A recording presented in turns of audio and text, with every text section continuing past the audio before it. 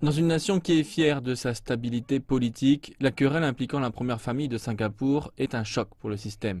Ce qui a commencé comme une dispute familiale pour savoir s'il fallait détruire la maison du défunt Premier ministre Lee Kuan Yew est devenu un spectacle public. Les plus jeunes enfants de Lee, Lee Wei-ling et Lee Hsien Yang, ont accusé leur frère, l'actuel Premier ministre Lee Hsien Loong, de déshonorer les dernières volontés de leur père. Mais la dispute s'est intensifiée depuis que la question du rôle politique de leur frère est apparue. Souvent désigné comme le père fondateur du Singapour moderne, Lee Kuan Yew est largement crédité comme l'homme derrière le succès de la cité-État. Sa mort en 2015 a été marquée par une semaine nationale de deuil et une grande manifestation de la peine des citoyens de l'île. Cette division peu commune dans la plus importante famille du pays a révélé les lignes de clivage cachées parmi l'élite politique.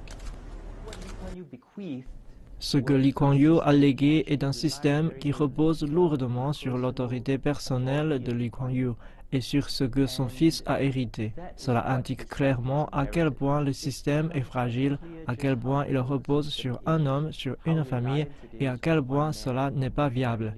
Nous avons vu cela encore et encore à travers l'histoire. Sans l'autorité du fondateur, l'homme qui est capable de contrôler tous ces groupes d'intérêts différents, les choses se divisent. Able to control all these different interest groups, things split apart. La situation est allée bien plus loin qu'une simple affaire de famille. Des inquiétudes émergent également sur l'impact que cette dispute publique pourrait avoir sur l'image internationale de Singapour.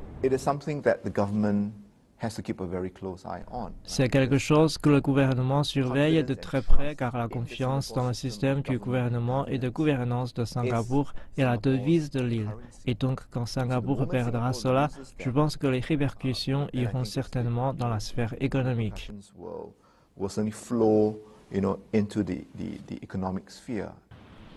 Lee Hsien Loong s'adressera au Parlement début juillet pour réfuter les accusations de son frère et de sa sœur. Mais aussi longtemps que ces derniers refusent de faire marche arrière, la saga familiale Lee va dominer les discussions politiques dans la République insulaire.